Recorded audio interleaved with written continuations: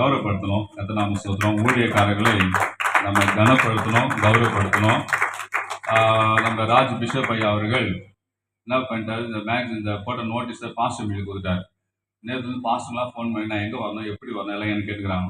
நான் சொன்னேன், ஐயா இது பாஸ்டர்களுக்கு இல்லையா, இது பிலீவர்கள் நடத்துகிற மீட்டிங்கு, எங்கள் ப்ரேயர் டீம் நடத்துகிற மீட்டிங் இது, நீங்கள் இதுக்காக ஜபிக்க சொல்லி கொடுத்தோம் அப்படின்னு சொன்னோம். கர்த்தநாம ஸ்தோத்திரம். ஏன் நாம் வந்துட்டு நம்ம அவங்களை கனப்படுத்தலைன்னா அது நல்லா இருக்காது. கனப்படுத்துகிற அந்த அளவுக்கு கெப்பாசிட்டி நமக்கு இல்லை. கர்த்தநாம ஸ்தோத்திரம். அதனால் அவங்க மனவேதனை அனுப்பக்கூடாதுன்னு சொல்லி எல்லாம் சொல்லுங்க, ஜாம் பண்ணுங்க, வேற நீங்கள் வர வேண்டாம், இன்னொரு முறை அப்படி சொல்கிறேன்னு சொன்னேன். அருமையான மங்கராஜ் அவர்கள் நம்ம இடத்துல வந்திருப்பது நமக்கு ரொம்ப சந்தோஷம். ஆனால் ஊழியக்காரர்களே நம்ம கனப்படுத்தணும் இயேசு நாமத்தினால. அதனால் யார் கனப்படுத்துவது? ஐயா வாங்க, பாலப்பா வாங்க. மேல் மங்கராஜ் அவர்களை நம்ம கனப்படுத்த போகிறோம். இந்த சால்வை அணிவித்து அவர் கனப்படுத்துவோம்.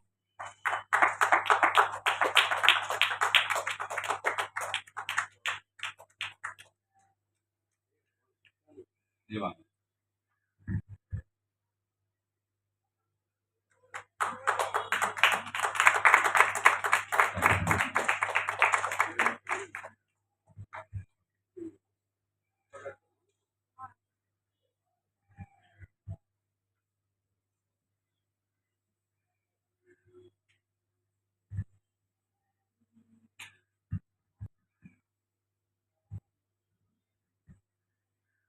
Price lord. அல்லேலூயா. இந்த நாளிலும் உங்களோடு வந்து என்னுடைய வார்த்தையை பகிர்ந்து கொள்ளும்படியாக தேவன் செய்த ஸ்லாக்கியத்திற்காக நான் கர்த்தராகிய இயேசு கிறிஸ்துவுக்கு நன்றி செலுத்துகிறேன். இந்த வாய்ப்பை நல்கிய சபை போதகருக்கும் நன்றியை தெரிவித்துக் கொள்கிறேன். புதிய பெண்ணியல் கிறிஸ்து சபை நடத்தும் இந்த உபவாச கூடுகை ஐயா வந்து நம்ம நாங்கள் தேவ ஊழியர்கள் ஜப ஐக்கிய கூடுகை அப்படின்னு சொல்லி நாங்கள் ஊழியக்காரர்கள்லாம் இணைந்து ஜபிக்கிற ஒரு கூடுகை உண்டு. பல்லாவரத்தில் ஒவ்வொரு மாதமும் அந்த கூடுகை நடைபெறும். பிஷப் ராஜாயா அவருடைய தலைமையிலே ஒரு 200க்கும் மேற்பட்டதான ஊழியக்காரர்கள் இணைந்து ஜபிக்கிறோம். அதிலே முதல் முறையாக யோபோயாவை அறிமுகமானது. ரொம்ப எளிமையானவர்கள், நல்ல முறையில் பேசுவார்கள். நான் ஒரு ஊழியத்தில் ஐக்கியப்பட்டிருக்கேன், ஆசிரிய திராட்சை பழத்தோட்ட ஊழியம் அப்படின்னு சொல்லி சென்னையில் மாதந்தோறும் கூட்டங்கள் நடைபெறுது. அதற்கு இப்போ பாலர் கல்வி நிலையத்தில் நடைபெறும் கூட்டத்துக்கு தவறாமல் குடும்பமாக வந்து பங்கு பெறுவார்கள். நிச்சயமாக அவருடைய ஊழியத்திலே சென்னை மற்றும் அரக்கோணத்தில் நடைபெறுகிற ஊழியத்தை தேவன் தொடர்ந்து ஆசீர்வதிப்பார். மற்றுமாக ஊழியத்தின் நிமித்தமாக என்னென்ன தேவைகள் உண்டோ அதை நிச்சயமாக தேவன் நிறைவேற்றுவார் என்பதில் ஒரு சந்தேகமும் இல்லை. நம்ம தலைகளை தாழ்த்தி ஜெபம் செய்வோம்.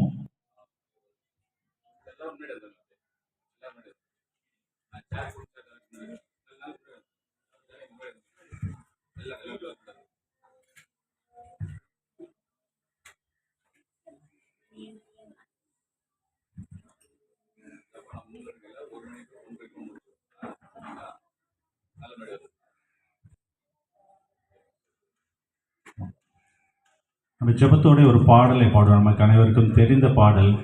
இயேசு கிறிஸ்துவின் நல் சீடராகுவோம், விசுவாசத்தில் முள் நடப்போம், இனி எல்லோருமே அவர் பணிக்கெனவே ஒன்றாய் என்னாலும் உழைத்திடுவோம் அப்படின்னு சொல்லி ஒரு பாடல். அந்த பாடல் உள்ள கருத்து மிகுந்த ஒரு பாடல். நம்முடைய செய்திக்கும் அது ஆதாரமாக இருக்கும் என்று நான் விசுவாசிக்கிறேன். இயேசு கிறிஸ்துவின் நல் சீடராகுவோம், விசுவாசத்தில் முன்னடப்போம். இயேசு கிறிஸ்துவின் நல் சீடராகுவோம், விசுவாசத்தில் முன்னடப்போம், இனி எல்லோருமே அவர் பணிக்கெனவே ஒன்றாய் என்னாலும் உழைத்திடுவோம். நாம் இயேசு ராஜாவே இதோ வேகம் வராரே, அதிவேகமாய் செயல்படுவோம். நாம் இயேசு ராஜாவே இதோ வேகம் வராரே, அதிவேகமாய் செயல்படுவோம். மானிடர் யாரிடமும் பாசம் காட்டுவோம், இயேசு மந்தைக்குள் அழைத்திடுவோம். மானிடர் யாரிடமும் பாசம் காட்டுவோம், இயேசு மந்தைக்குள் அழைத்திடுவோம். அதி உற்சாகமாய் அதி சீக்கிரமாய் ராஜா பாதையை செவ்வையாக்குவோம். நம் இயேசு ராஜாவே இதோ வேகம் வராரே, அதிவேகமாய் செயல்படுவோம். நம் இயேசு ராஜாவே இதோ வேகம் வராரே, அதிவேகமாய் செயல்படுவோம். சாத்தானின் சதிகளை தகர்த்திடுவோம், இனி இயேசுவுக்காய் வாழ்ந்திடுவோம். சாத்தானின் சதிகளை தகர்த்திடுவோம், இனி இயேசுவுக்காய் வாழ்ந்திடுவோம். இந்த பார் முழுதும் இயேசு நாமத்தையே எல்லா ஊரிலும் எடுத்துரைப்போம். நம் இயேசு ராஜாவே இதோ வேகம் வராரே, அதிவேகமாய் செயல்படுவோம். நம் இயேசு ராஜாவே இதோ வேகம் வராரே, அதிவேகமாய் செயல்படுவோம். ஆவி ஆத்துமா தேகம் அவர் பணிகே, இனி நான் அல்ல அவரே எல்லாம். ஆவி ஆத்துமா தேகம் அவர் பணிகே, இனி நான் அல்ல அவரே எல்லாம். என முடிவு செய்தோம் அதில் நிலைத்திருப்போம், அவர் நாளினில் மகிழ்ந்திடுவோம். நம் இயேசு ராஜாவே இதோ வேகம் வராரே, அதிவேகமாய் செயல்படுவோம். நம் இயேசு ராஜாவே இதோ வேகம் வராரே, அதிவேகமாய் செயல்படுவோம். அன்பின் பரம தகப்பனே, அப்பா, இந்த நாளுக்காக நாங்கள் உமக்கு நன்றி செலுத்துகிறோம். இந்த உபவாச கூடுகையிலே தகப்பனே நாங்கள் உம்மை நோக்கி பார்க்கவும், வேதத்திலிருந்து சில காரியங்களை நாங்கள் கற்றுக்கொள்ளவும், அது எங்களுடைய ஆவிக்குரிய வளர்ச்சிக்கு அது பிரயோஜனமாக இருக்கும். தேவரே, நீர் உதவி செய்யும்படியாக இந்த நேரத்தை நீர் தெரிந்து கொடுத்திருக்கிறீர். அதற்காக உமக்கு நன்றி தகப்பனே. நீர் எங்களோடு பேச வேண்டுமாறு நாங்கள் ஜெபிக்கிறோம். தகப்பனே, எங்களை அடியனை மறைத்து நீர் வெளிப்பட வேண்டுமாறு ஜெபிக்கிறோம். இயேசு கிறிஸ்துவின் ஜெபிக்கிறோம் நல்ல பிதாவே, ஆமென். ஆமென்.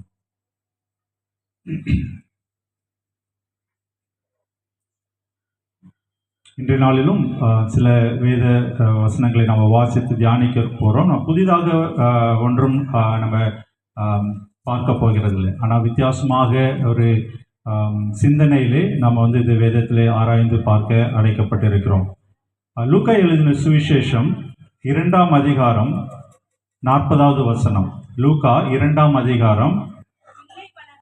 பிள்ளை வளர்ந்து ஆவியிலே பலன் கொண்டு ஞானத்தினால் நிறைந்தது, தேவனுடைய கிருபையும் அவர் மேல் இருந்தது.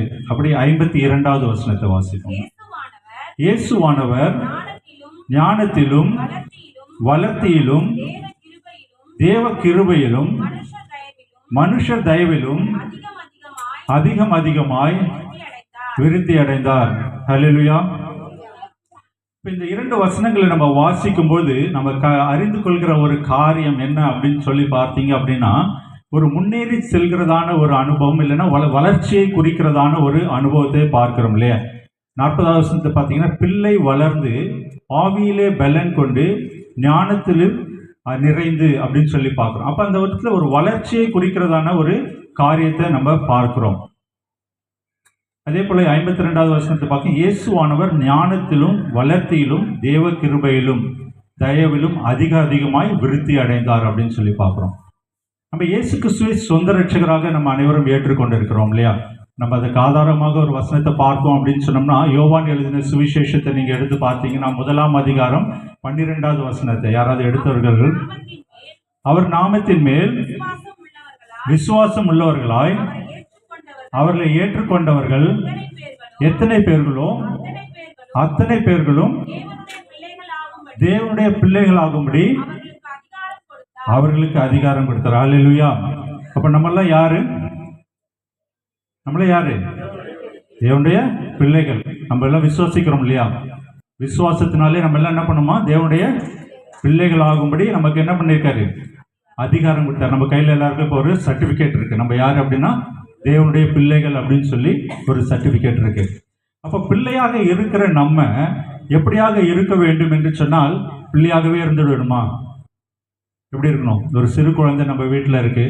சிறு குழந்தையாக இருக்கும்போது சிறு குழந்தைக்குரிய காரியங்களை அந்த குழந்தை செய்கிறது. அப்போ கொஞ்சம் வளர்ந்த உடனே ஸ்கூலுக்கு அனுப்புகிறோம் இல்லையா? ஒரு 3, 4, 5 வயதுகளில் ஸ்கூலுக்கு போக குழந்தை ஆரம்பிக்கிறது. ஒரு பள்ளி பருவத்தை முடித்த உடனே கல்லூரிக்கு செல்ல வேண்டும். கல்லூரி முடித்த உடனே வேலைக்கு, அதுக்கப்புறம் திருமண காரியங்கள், அப்படி குடும்பங்கள். ஒரு பிள்ளை அப்படின்னு சொல்லும்போது ஒரு குடும்பத்திலே அந்த வளர்ச்சி தேவைப்படுகிறது. அப்போ நம்ம தேவனுடைய பிள்ளைகளாக அப்படியே அதிகாரம் கொடுத்திருக்கிறார். அப்போ நம்முடைய ஆவிக்குரிய வாழ்க்கையில நம்ம எப்படியாக காணப்பட வேண்டும்? வளர்கிறவர்களாக காணப்பட வேண்டும். அல்லேலூயா. அப்போ ஆவிக்குரிய வளர்ச்சி, அதுதான் நம்ம இன்றைய நாளில் நம்ம காணப்போகிற தலைப்பு. ஆவிக்குரிய வளர்ச்சி நம்முடைய ஒவ்வொருவருடைய வாழ்க்கையில காணப்பட வேண்டும் என்று சொல்லி நம்ம பார்க்கிறோம். சரியா? அப்போ ஆவிக்குரிய வளர்ச்சி அப்படின் போது முதலாவதாக என்ன அப்படின்னு சொல்லி பார்க்குறோம். எல்லாருக்குமே நம்ம ஜெபிப்போம் இல்லையா? முதலாவது காரியம் நம்ம ஜெபிக்கிற ஜெபம் இருக்கு. நம்ம அநேக நேரங்களில் நம்ம ஜெபிக்கிற ஜெபம் எப்படியாக காணப்படுகிறது அப்படின்னா, நம்முடைய தனிப்பட்ட காரியங்களை தேவனிடத்தில் தெரியப்படுத்துவதற்காக தான் நம்ம ஜெபிக்கிறோம். ஏசப்பா, எனக்கு இந்த காரியம் வேண்டும், இது வேண்டும், எனக்கு இந்த வீடு வேண்டும், என்னுடைய வேலை, நல்ல வேலை வேண்டும் அப்படின்னு சொல்லி அநேக காரியங்கள் நம்முடைய தனிப்பட்ட காரியங்களுக்காக ஜெபிக்கிறோம். அதே நேரத்தில் நம்ம ஜெபிக்கிற ஜெபம் ஒன் வே கம்யூனிகேஷன் அப்படின்னு சொல்லுவாங்கல்ல. இப்போ ரோட்லாம் பார்த்தீங்கன்னா ஒன் வே போட்டிருப்பாங்க. ஒன் வேனா என்ன சொன்னோம், ஒரு சைடில் மட்டும் தான் நம்ம போக முடியும். அதே நேரத்தில் நம்முடைய அநேக நேரங்களில் நம்முடைய ஜெபம் எப்படியாக காணப்படுகிறது? ஒன் வே ஜெபம் மாதிரி தான். நம்ம பேசிட்டே இருக்கிறோம், அது ஏசப்பா கிட்ட போய் சேர்ந்து அதற்கு நமக்கு பல பதில் கிடைக்கிறதா, இல்லை ஏசப்பா அதை குறித்து என்ன நினைக்கிறார் அப்படின்னு சொல்லி அதை நம்மளுக்கு ஒரு சிந்தனை இல்லாமல் காணப்படுகிறது. காலையில் எழுந்த உடனே ஜெபம், நைட்டில் படுக்கிறதுக்கு முன்னாடி ஜெபம் அப்படின்னு சொல்லி அநேக நேரங்களில் ஜெபிக்கிறோம். ஆனால் அந்த ஜெபம் கேட்கப்பட்டதா, இல்லை ஏசப்பா அதற்கான காரியத்தை என்ன சொல்லுகிறார், அது நம்மளுக்கு நம்ம என்னைக்காவது உட்கார்ந்து தியானித்திருக்குமா? இதற்கு என்ன விடை, இதை குறித்து நான் இந்த ஒரு காரியத்தை குறித்து வாஞ்சிக்கிறேன், இந்த காரியத்தை இயேசு கிறிஸ்துவினிடத்திலே நான் கேட்கிறேன், அதற்கு அவர் என்ன மாறுத்திரம் சொல்லுகிறார்? என்னைக்காவது ஏசப்பா பேசுறதை கேட்டிருக்கீங்களா? யாராவது கை தூக்கி சொல்ல, நீங்க உங்க மனசுக்குள்ளே கேள்விப்பட்டிருக்கீங்க, ஏசப்பா பேசுகிறத நம்ம கேட்டிருக்கோமா அப்படின்னு சொல்லி நம்ம கேட்கணும். ஏன்னா அநேக நேரங்களில் நம்ம பார்த்தீங்க அப்படி வேதாகமத்தில் பார்க்கும்போது தீர்க்கதரிசிகள்லாம் இருந்தாங்களா, அவர்களுக்கு கர்த்தர் பேசினார், மோசையோடு முகமுகமாய் பேசினார் அப்படின்னு சொல்லி அநேக காரியங்களை பார்க்க. அப்புறம் இயேசு கிறிஸ்து பிதாவானவர் இல்லை பரிசுத்த ஆவியானவர் நம்மோடு எப்படியாக இடைபடுவார், நமக்கு எப்படியாக பேசுவார்? அநேக நேரங்கள் இந்த கேள்விக்குறி இல்லை. நானும் ஒரு சிறு வயதில் இருக்கும்போது இந்த கேள்விக்குறி இருக்கு.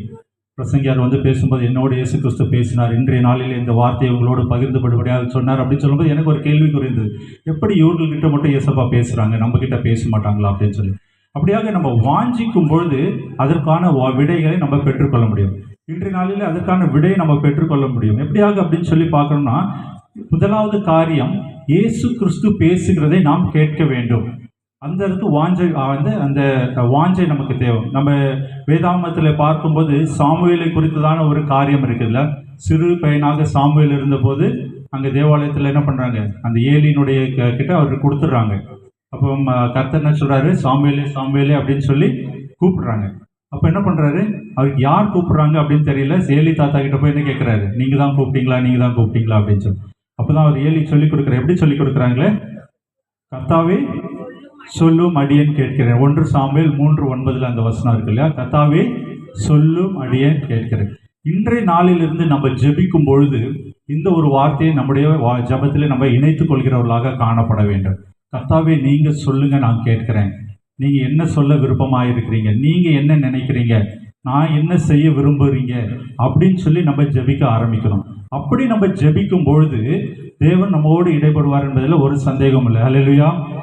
அப்போ எப்படியாக இடைப்படுவார் அப்படின்னு சொல்லி பார்த்தா, வேத வசனங்கள் மூலமாக இடைப்படுவார், நாம் கேட்கிற பாடல்கள் மூலமாக, நாம் ஆராதிக்கிற நேரத்தில், நம்ம படிக்கிற ஒரு தியான புஸ்தகத்தின் மூலமாக இயேசு கிறிஸ்து நம்மோடு இடைப்படுவார் அப்படின்னு சொல்லி நம்ம அறிந்திக்க முடிகிறது இல்லையா.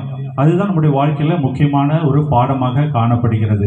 இப்படி ஆபிரகாமுடைய வாழ்க்கையில் நீங்கள் பார்க்கும்போது, ஆபிரகாமுடைய குழந்தை ஈசாக்கு என்ன சொல்லுங்க, பலியிடும்படி கர்த்தர் சொல்றார் இல்லையா.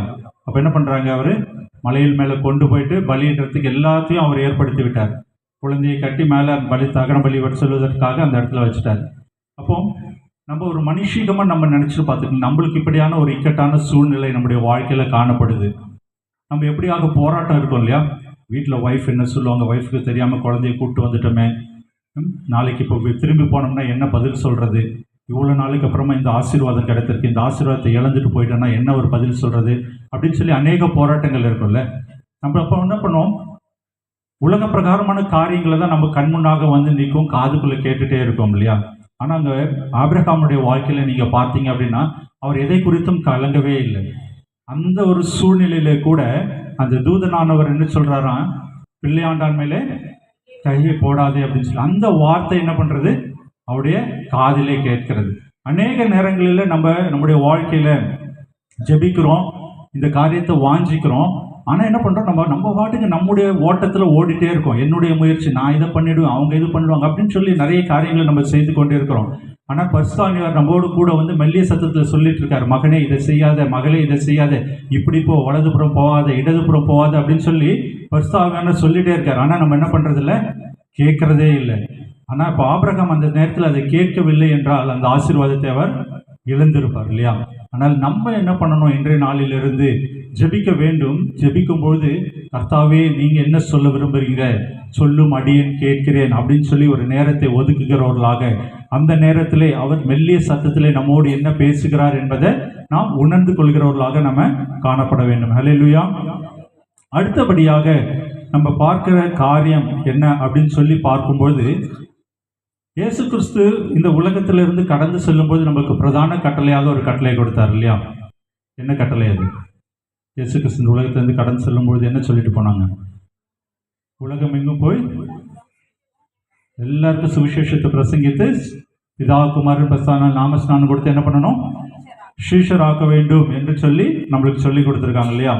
அப்போ அதுதான் இரண்டாவது காரியம். முதலாவது காரியம், நாம் தேவனோடு பேசுகிறவர்களாக மட்டும் இல்லாதபடி கர்த்தராகிய இயேசு கிறிஸ்துடைய சத்தத்தை நம்ம கேட்கிறவர்களாக இருக்க வேண்டும். அடுத்தபடியாக நம்ம விசுவாசிகளாக இயேசு கிறிஸ்துடைய பிள்ளைகளாக நம்ம இருக்கிறது மட்டும் இல்லாதபடி அநேகரை இயேசு கிறிஸ்துடைய பிள்ளைகளாக மாற்ற வேண்டும், அநேகரை சீஷர்களாக மாற்ற வேண்டும். ஹல்லேலூயா. அதுதான் நமக்கு இந்த ஆவிக்குரிய வாழ்க்கையில கொடுக்கப்பட்ட ஒரு கட்டளை. ஆவிக்குரிய வாழ்க்கையில ஒரு வளர்ச்சி அப்படின்னு நம்ம தியானித்து கொண்டிருக்கிறோம். ஆவிக்குரிய வளர்ச்சி அப்படின்னும் போது அடுத்த கட்டத்திற்குள்ளாக நம்ம கடந்து செல்கிறது. நம்ம விசுவாசிகளாகவே இருந்துடக்கூடாது, இயேசப்பாவுடைய பிள்ளைகளாகவே இருந்துடக்கூடாது. இன்னுமாக அழிந்து போகிற ஆத்துமாக்கள் எத்தனையோ பேர் இயேசு கிறிஸ்துவை அறியாத மக்கள் இருக்கிறார்கள், அவர்களுக்கு சுவிசேஷத்தை அறிவிக்க வேண்டும். நாம் பெற்றுக்கொண்ட இந்த ஒரு நல்ல ஸ்லாக்கியத்தை மற்றவர்களுக்கு சுவிசேஷமாக அறிவிக்க வேண்டும். அல்லேலூயா. அதற்காக தான் நம்ம அழைக்கப்பட்டிருக்கிறோம் இல்லையா. அப்போ இயேசு கிறிஸ்துடைய பிள்ளைகளாக இருக்கிறது வந்து ரொம்ப ஈஸி. ஏன்னா அவருடைய கிருபை இல்லையா, நம்முடைய பாவங்கள், அக்கிரமங்கள், மீறுதல்கள் எல்லாவற்றையும் அவர் மன்னித்து என்ன பண்ணாரோ அவருடைய பிள்ளைகளாக நம்மை ஏற்றுக்கொண்டிருக்கிறார். அது ஒரு தயவுனாலே கிடைக்கப்பட்டிருக்கிறது இல்லையா. அது ஒரு ஈஸியான காரியம் நமக்கு.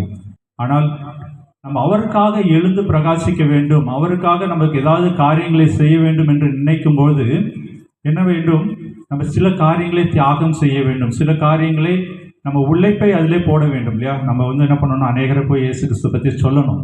இயேசு கிறிஸ்து சொல்கிறது வந்து ஊழியக்காரர்கள், பாஸ்டர்மார்கள் அவர்களுடைய ஒரு வேலை அப்படின்னு மட்டும் நம்ம இருந்து விடக்கூடாது இல்லையா. அப்போ என்ன பண்ணணுமா, நம்ம வந்து நம்ம சமயம் கிடைத்தாலும் சமயம் கிடைக்காவிட்டாலும் என்ன பண்ணணும், சுவிசேஷத்தை பிரசங்கிக்கணும், நம்ம சொல்லணும் இல்லையா. எப்படி கிடைக்கும், நம்ம வேலை செய்கிற இடங்களில், நம்ம பஸ்ஸில் பிரயாணிக்கிற நேரங்களில், நம்மோடு பக்கத்து வீட்டில் இருக்கிறவங்க அப்போ கிட்ட நம்ம என்ன பண்ணலாம், இயேசு கிறிஸ்து சொல்லலாம். எப்படி சொல்லலாம், நீங்கள் போய் உடனே இயேசு கிறிஸ்து நல்ல கடவுள், நீங்கள் வாங்க அப்படின்னு சொல்லணும்னு அவசியம் கிடையாது.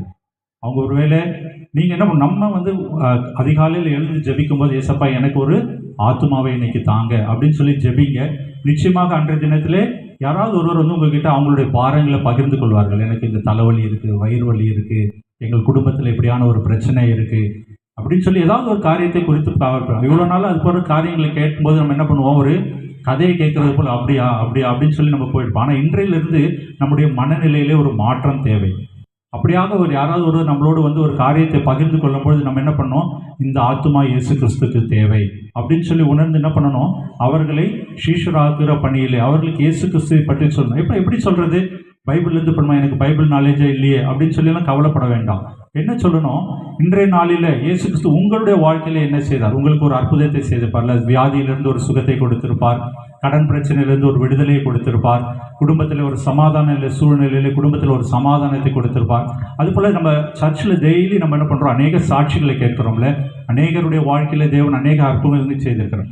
அந்த அற்புதங்களை நம்ம சாட்சியாக மற்றவர்களுக்கு, யாராவது ஒருத்தர் வியாதியாக இருக்காங்க அப்படின்னு சொன்னால் அவர்கிட்ட சொல்லலாம், எனக்கு ஒரு வியாதியாக இருந்தது, எங்கள் சர்ச்சில் நாங்கள் என்ன பண்ணோம், இணைந்து ஜெபித்தோம். நீங்கள் காலிலெல்லாம் கான்ஃபரன்ஸ் காலெல்லாம் நீங்கள் ஜெபிக்கிறீங்களா, அப்போ நாங்கள் கான்ஃபரன்ஸ் காலில் இதற்காக நாங்கள் ஜெபிப்போம், இந்த பிரச்சனைக்காக நாங்கள் ஜெபித்தோம், இப்படி ஜெபிக்கும் போது இவர்களுக்கு இந்த பிரச்சனை தீர்ந்தது அப்படின்னு சொல்லி நீங்கள் சாட்சியாக சொல்லும்பொழுது அவர்களுக்கு ஒரு நம்பிக்கை. நீங்கள் அப்போ கேட்கலாம், நீங்கள் விருப்பப்பட்டீங்கன்னா நாங்கள் உங்களுக்காக ஜெபிக்கிறோம் அப்படின்னு சொல்லலாம். அப்போ கண்டிப்பாக யாராவது ஒருத்தர் பிரச்சனையிலேருந்து வெளியே வரணும்னா வேணாம்னா சொல்லுவாங்க இல்லை, நிச்சயமாக அவங்க சொல்லுவாங்க, ஓகே எங்களுக்காக ஜெபிங்க அப்படின்னு சொல்லி அவங்களுக்காக ஜெபிக்கலாம், அவர்கள் பெயர்லையும் சொல்லி ஜெபிக்கலாம், அவர்கள் குடும்பத்திற்காக ஜெபிக்கலாம்.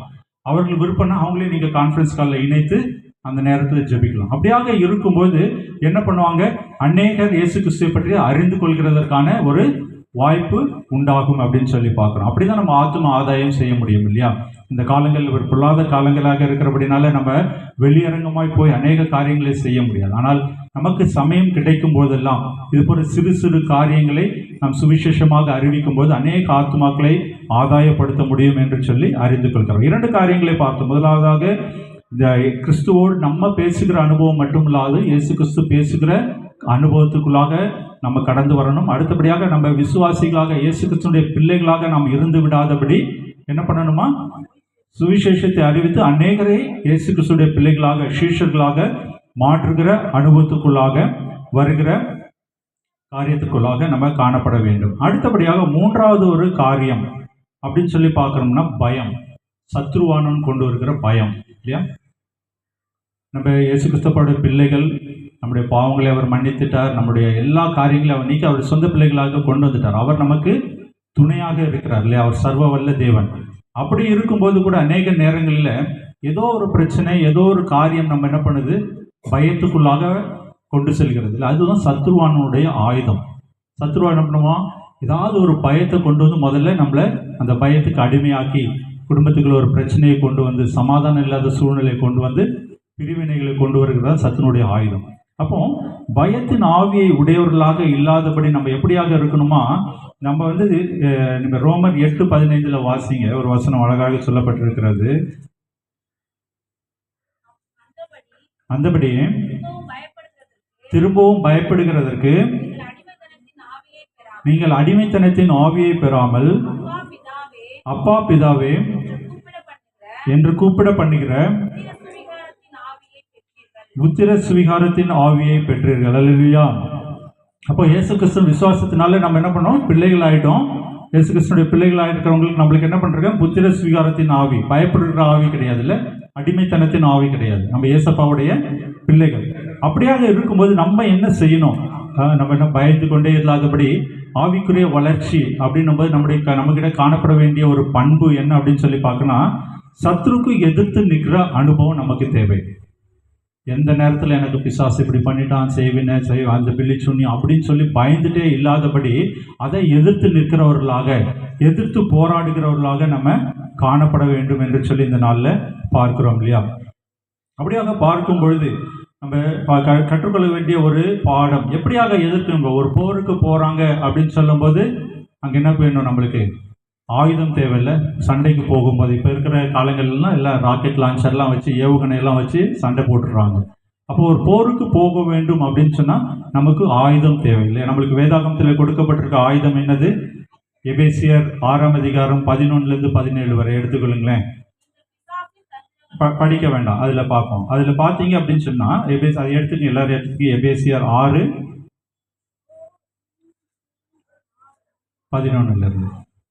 அதில் நம்ம பார்க்கும் பொழுது சர்வாயுதம் அப்படின்னு சொல்லி நம்மளுக்கு என்ன பண்ணிருக்கு, ஒரு ஆயுதம் நமக்கு தேவனுடைய பிள்ளைகளாக இருக்கிற நமக்கு எல்லாருக்குமே அது கொடுக்கப்பட்டிருக்கிறது இல்லையா? அந்த பிசாசின் தந்திரங்களோடு எதிர்த்து நிற்க திராணி உள்ளவர்களாகும்படி தேவனுடைய சர்வாயுத வர்க்கத்தை தரித்து கொள்ளுங்கள் அப்படின்னு சொல்லி.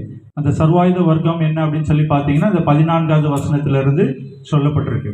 அது படிப்போம். 14வது வசனத்துல நீங்க படிங்க. சத்தியம் என்னும் கச்சையை உங்கள் அறையில் கட்டினவர்களாயும் நீதி என்னும் மார்க்கவசத்தை மீதி என்னும் மார்க்கவசத்தை தரித்தவர்களாயும் தரித்தவர்களாயும் சமாதானத்தின் சுவிசேஷத்திற்குரிய ஆயத்தம் என்னும் பாதரட்சையை கால்களிலே தொடுத்தவர்களாயும் பொல்லாங்க நெய்யும் அக்கினி ஆசிரங்களை எல்லாம் அவித்து போடத்தக்கதாய் எல்லாவற்றிற்கும் மேலாக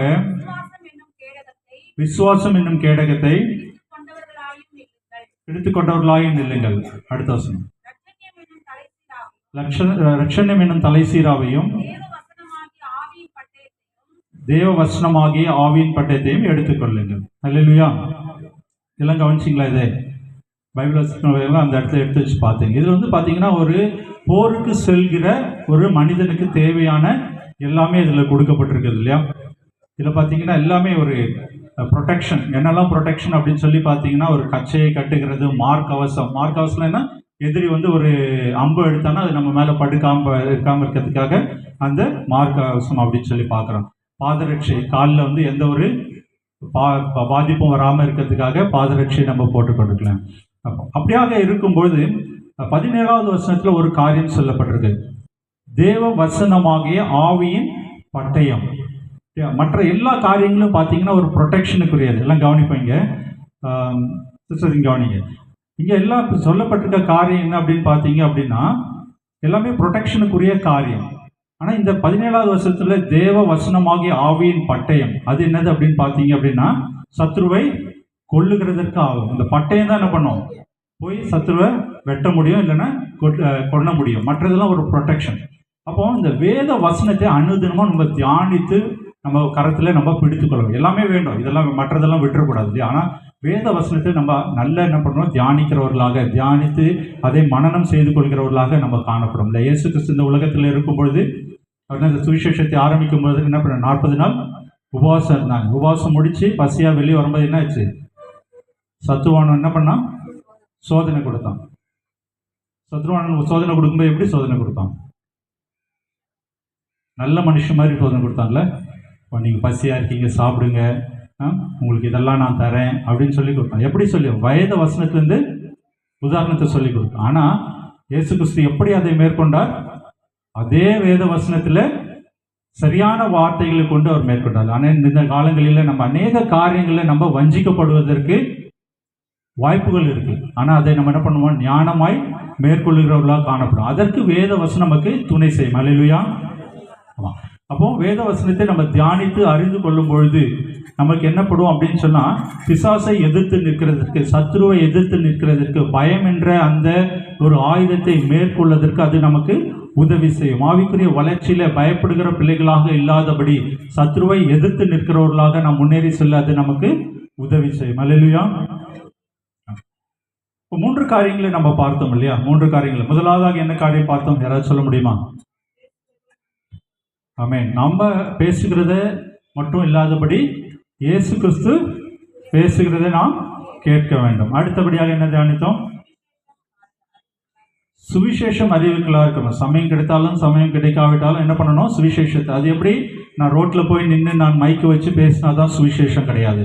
நம்ம வேலை செய்கிற இடங்களில், பக்கத்து வீட்டில் இருக்கிற ஏதாவது ஒரு பிரச்சனையோடு வருகிற மக்களுக்கு நம்ம என்ன பண்ணணும், நமக்கு எத்தனையோ சாட்சிகளை கேட்கிறோம். அந்த சாட்சிகளை பகிர்ந்தளிக்கும் மூலமாக அவர்கள் ரட்சிக்கப்படுவார்கள். மூன்றாவதாக நம்ம என்ன ஒரு காரியத்தை பார்த்தோம், பயப்படக்கூடாது. இயேசு கிறிஸ்துடைய பிள்ளைகள் அப்படின்னு சொல்ற நம்ம என்ன பண்ணக்கூடாது, பயப்படக்கூடாது. சத்துருவை எதிர்த்து நிற்கிறவர்களாக நம்ம காணப்படும். பிசாசின் தலையை அவர் கல்வாரி சிலுவையில நசுக்கி போட்டார் இல்லையா? இன்று அவன் வந்து என்ன பண்றது, ஒரு உயிரற்ற மனுஷன் இல்லையா? ஒரு வந்து தலை இருந்தாதான் ஒரு என்ன சொல்றது, சத்ருக்கு ஒரு விஷம் இருக்கும். அங்கே விஷம் இல்லாத பல்லை பிடுங்கின பாம்பு அப்படின்னு சொல்லுவாங்க இல்லையா? அது போன்றதுதான் சத்ரு இன்றைய நாட்கள். அதனால சத்ருக்கு பயப்படக்கூடாது. நம்ம பயத்தோம் அப்படின்னம்னா சத்ருவு என்ன பண்ணுவான், நம்மை வஞ்சிக்கிறவனாக காணப்படுவாங்க. அவன் பொல்லாத என்ன சொல்றது, கர்ஜிக்கிற சிங்கம் போல அப்படின்னு தான் சொல்லப்பட்டிருக்கு. கர்ஜிக்கிற சிங்கம் கிடையாது அவன். கர்ஜிக்கிற சிங்கம் போல இந்த மாறு வேஷத்தெல்லாம் நம்ம போகும்போது பார்த்துருக்கோம்ல, சிங்கம் ட்ரெஸ்ஸு போட்டிருப்பாங்க, புலி ட்ரெஸ்ஸை போட்டிருப்பாங்க. அவனை உண்மையான சிங்கமா புலியா இல்லை. அது போல தான் சத்ரு, கர்ஜிக்கிற சிங்கம் போல தான். ஆனால் அவன் சிங்கம் கிடையாது. அதனால ஈஸியாக நம்ம அவனை வீழ்த்தி விட முடியும். சரியா? இப்ப 3 காரியங்களை பார்த்தோம். அடுத்தபடியாக நம்ம பார்க்க வேண்டிய காரியம், இயேசு கிறிஸ்துடைய பிள்ளைகள் என்று சொல்லுகிற நாம மனுஷரை நம்புகிற சார்ந்து வாழ்கிற வாழ்க்கையை விட்டு இயேசு கிறிஸ்துவின் பேரில் சார்ந்து இருக்கிற அனுபவத்துக்குள்ளாக நம்ம வாழ வேண்டும். அல்லேலூயா. இது ஒரு முக்கியமான ஒரு காரியமாக காணப்படுகிறது. நீதிமொழிகள் 3ஆம் அதிகாரம் 5வது வசனத்தை வாசிப்போம். நீ உன் சுய புத்தியின் மேல் சாயாமல் உன் முழு இருதயத்தின் மூலம் கர்த்தரில் நம்பிக்கையாய் இருந்து வழிகளில் எல்லாம் அவரை நினைத்துக்கொள். அல்லேலூயா. இந்த ஒரு அனுபவத்திற்குள்ளாக நம்ம எல்லாருமே கடந்து வர அழைக்கப்பட்டிருக்கிறோம் இல்லையா? நம்ம இன்னைக்கு இயேசப்பா பிள்ளைங்க அப்படின்னு சொல்றோம். ஆனா அநேக நேரங்களில் நம்ம என்ன பண்றோம் அப்படின்னா, எனக்கு அவங்களே தெரியும், எம்எல்ஏவை தெரியும், வார்டு மெம்பரை தெரியும், அவங்களே தெரியும், இவங்களே தெரியும் அப்படின்னு சொல்லி ஓடி திரிகிறவர்களாக இருக்கிறோம் இல்லையா? இயேசப்பா கிட்ட நம்ம ஒரு காரியத்தை ஒப்படைத்தால் அவர் மேல பற்றுதலாக இருக்கிற அந்த அனுபவத்திற்குள்ளாக நம்ம வர வேண்டும். அதுக்காக நான் இயேசப்பா கிட்ட ஜெபிச்சுட்டேன், நான் வீட்டுக்குள்ளேயே உட்காந்துருப்பேன், எல்லாமே என்னை தேடி வரணும்னு சொல்லிட்டு இருக்கக்கூடாது. அப்படி இருந்தால் அது சோம்பேறித்தனம் இல்லையா? அப்படி இருக்கக்கூடாது. நம்மளுடைய உழைப்பை நம்ம நியாயமாய் செய்ய வேண்டிய காரியங்களை நம்ம செய்ய வேண்டும். நம்முடைய உழைப்பு அதிலே காணப்பட வேண்டும். அப்படி நம்ம உண்மையாக உத்தமத்தோடு நம்ம உழைக்கும் போது இயேசு கிறிஸ்து என்ன செய்வாங்களாம்? அவதற்கேற்ற பலனை தருவார்கள். அப்போ இயேசு கிறிஸ்துவை சார்ந்திருக்கிற வாழ்க்கை ஆவிக்குரிய வளர்ச்சிக்கு ஒரு முக்கியம். நம்ம உலக பிரகாரமாக நான் அவங்களுக்கு தெரியும், உங்களுக்கு தெரியும் ஓடி திரிக்கும் போது நம்ம என்ன பண்ணுறோம்? சில சமயங்களில் பாவமான காரியங்களில், இயேசு கிறிஸ்துவுக்கு பிடிக்காத காரியங்களை நம்ம வீழ்ந்து விடுகிற அனுபவம் நமக்கு ஏற்படும். அதனால எந்த ஒரு சூழ்நிலையிலும் நம்ம என்ன பண்ணணுமா? இயேசு கிறிஸ்துவை சார்ந்திருக்கிற வாழ்க்கை வாழ வேண்டும் அப்படின்னு சொல்லி பார்க்கணும் இல்லையா? யோபுனுடைய வாழ்க்கையில பார்த்தீங்களா? யோபு 13:15 வாசிப்போம். அந்த இடத்துல அவர் சொல்லுகிற காரியத்தை நீங்க பார்த்தீங்க அப்படின்னு சொன்னீங்கன்னா, அவருக்கு சுற்றி இருந்தவர்கள் என்ன பண்றாரு? நிறைய ஒரு நெகட்டிவ் தாட்ஸ்லாம் கொடுக்குறாங்களா? அவர் நண்பர்கள் நீ அப்படி பண்ணியிருப்ப, நீ இப்படி பண்ணியிருப்ப, அதனால தான் உனக்கு இந்த பிரச்சனை அப்படின்னு சொல்லிலாம் யோபுனுடைய வாழ்க்கையிலே சொல்றாங்க. ஆனால் யோபு என்ன சொல்றாரு? 13:15 வாசிப்போம். அவர் என்னை கொன்று போட்டாலும் அவர் மேல் நம்பிக்கையா இருப்பேன். அல்லேலூயா. எத்தனை பேர் நம்ம சொல்ல முடியும்? இயேசுப்பா மேலதான் நான் நம்பிக்கையா இருப்பேன், அவர் என்ன சொல்றாரோ அதை தான் நான் செய்வேன். அதுதான் ஆவிக்குரிய வளர்ச்சி, அதுதான் ஆவிக்குரிய வாழ்க்கையில ஒரு முதிர்ச்சி. சரிங்களா? அதுதான் நம்ம அறிந்து கொள்கிறவர்களாக காணப்பட வேண்டும். அப்படியான ஒரு அனுபவத்துக்குள்ளாக கடந்து செல்லும் போது தேவன் என்ன பண்ணுவாரு? நம்மை உயர்த்துவார் என்பதுல ஒரு சந்தேகமும் இல்லை. அப்படியா? அப்போ 4 காரியங்களை நம்ம பார்த்தோம் இல்லையா? அடுத்தபடியாக நம்ம பார்க்க போகிற ஒரு காரியம் என்ன அப்படின்னு சொல்லி பார்க்கிறோம் அப்படின்னா, நம்ம வார்த்தையை கேட்கிற அனுபவத்திலிருந்து, விசுவாசிக்கிற அனுபவத்திலிருந்து வார்த்தைக்கு கீழ்ப்படுகிற கிரியைகளில வெளிப்படுத்துகிற ஒரு அனுபவம் அப்படின்னு சொல்லி நம்ம பார்க்க போகிறோம். தீத்து 1:16 வசனத்தை வாசிப்போம். தீத்து 1:16, 215வது பக்கம்.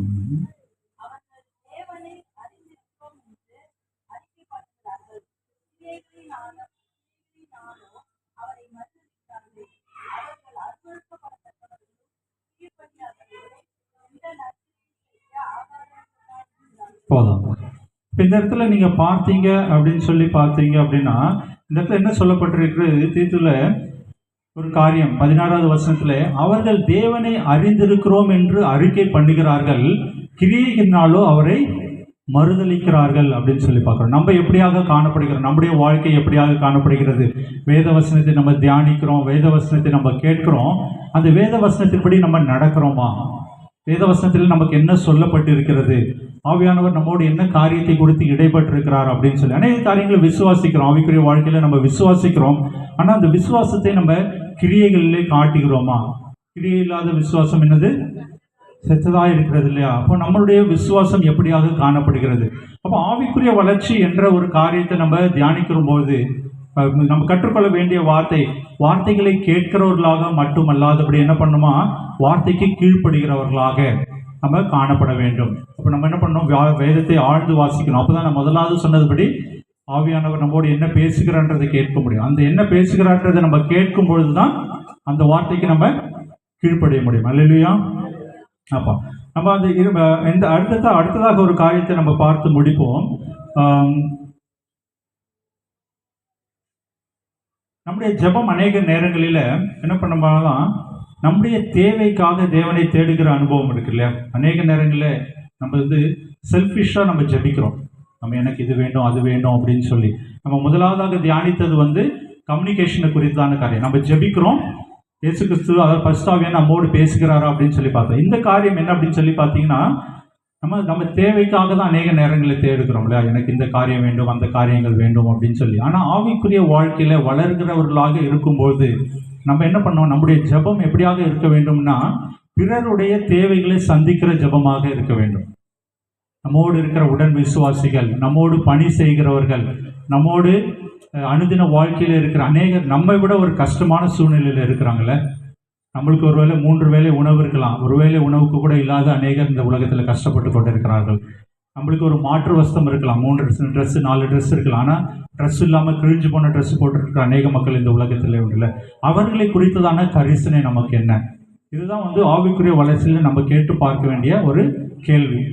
இந்த ஒரு கரிசனை இல்லாமல் நான் ஏசப்பா பிள்ளை, நான் ஜெபிக்கிறேன், நான் உபவாசிக்கிறேன் அப்படின்னு சொன்னோம்னா அதில் ஒரு என்ன சொல்கிறது, ஒரு முரண்பாடான கருத்து தான் இருக்கும் இல்லையா. அது தேவனுக்கு பிரியமான காரியமா அப்படின்னு சொல்லி நம்ம சிந்திக்க அழைக்கப்படுகிறோம். ஏன் அப்போ ஒரு கேள்வி கேட்கும், நானே கஷ்டப்பட்டு இருக்கேன், எனக்கே ஒரு சரியான வேலை இல்லை, எனக்கே சரியான வருமானம் இல்லை, எனக்கே ஒரு சரியான ட்ரெஸ் இல்லை, நான் எதுக்கு நான் உதவி செய்யணும், நான் எதுக்கு மற்றவர்களை குறித்து நான் கரிசனை எனக்கு வேணும் அப்படின்னு சொல்லி நம்ம ஒரு கேள்வி நமக்கு வரும் இல்லையா. ஆனால் இயேசு கிறிஸ்து இந்த உலகத்துக்கு திரும்ப வரும்பொழுது, 2ஆம் வருகையில் வரும்பொழுது என்ன பண்ண போறாரு? நம்மளாம் 2ஆம் வருகையில் காணப்பட போறோமா இல்லையா? நம்மளாம் போனோம் இல்லையா, ஏசப்பாவை பார்க்க போனோம் இல்லையா. அப்போ பார்க்க போகும்போது ஏசப்பா என்ன பண்ணுவாராம், வலது பக்கத்தில் கொஞ்சம் பேர், இடது பக்கத்தில் கொஞ்சம் பேர் பிரிப்பாங்க இல்லையா. அப்போ அந்த வலது பக்கத்தில் பிரிக்கிறவங்க கொஞ்சம் பேரை பார்த்து என்ன சொல்லுவார் ஏசப்பா? மத்தேயு 25ஆம் அதிகாரத்தை எடுத்துக்கோங்க.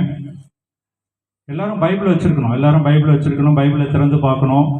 மத்தேயு 25ஆம் அதிகாரம் 31வது வசனத்திலிருந்து 41வது வரைக்கும் ஒரு சில காரியங்கள் சொல்லப்பட்டிருக்கு. வலதுபுறத்தில் இடதுபுறத்தில் சில பேர்களை பிரிச்சிருவார்ல ஏசப்பா. அந்த இடத்துல பிரித்து என்ன சொல்லுவார் அப்படின்னு சொல்லி பார்த்தீங்க அப்படின்னா, 31வது வசனத்தை நம்ம பார்த்தோம் அப்படின்னு சொன்னீங்கன்னா, அன்றைய மனுஷகுமாரன் மகிமை பொருந்தினவராய் பரிசுத்த தூதரோடு வரும்போது மகிமையுள்ள சிங்காசனம் அப்படி இருக்கும்போது அந்த இடத்துல நீங்க பார்த்தீங்க அப்படின்னு சொன்னா, அந்த இடத்துல தொடர்ந்து அதில் பார்க்கும்போது அது இயேசு கிறிஸ்து சொல்லுவார், வலது பக்கத்தில் இருக்கவங்களை பார்த்து சொல்லுவார், இடது பக்கத்தில் சொல்ற காரியம் என்ன அப்படின்னு சொல்லி பார்க்கணும். நான் பசியா இருந்தேன், போஜனம் கொடுத்தீர்கள், தாகமாக இருந்தேன், தன் தாகத்தை தீர்த்தீர்கள், வஸ்திரம் இல்லாமல் இருந்தேன் அப்படின்னு சொல்லி நிறைய காரியங்களை சொல்லுவார்ல. நீங்களாம் எங்களுக்கு பார்த்தீங்க அப்படின்னா, இந்த சைடில் இருக்கவங்கள பார்த்து என்ன சொல்லுவார், எனக்கு தாகத்துக்கு நீங்கள் தண்ணீர் கொடுக்கல, பசியாக இருந்தேன், என்னுடைய பசியை போக்கலை அப்படின்னு சொல்லி அந்த காரியங்கள் சொல்லப்பட்டிருக்கு. அப்போது அங்கே இருக்கிறவங்க எல்லாருமே கேட்பாங்க, நாங்கள் எப்போ உங்கள் பசியாக இருக்க பார்த்தோம், தியாகமாக இருக்க எங்கே பார்த்தோம், வஸ்திரம் இல்லாமல் இருக்க எங்கே பார்த்தோம். அப்போ இயேசு கிறிஸ்து சொல்லுகிற ஒரு காரியம் என்ன அப்படின்னு சொல்லி பார்த்தீங்க அப்படின்னா, 45வது வசனத்தை வாசிப்போம். அப்பொழுது அவர் அவர்களுக்கு பிரதியுத்தரமாக, மிகவும் சிறியவர்களாகிய இவர்களில் ஒருவனுக்கு நீங்கள் எதை செய்தீர்களோ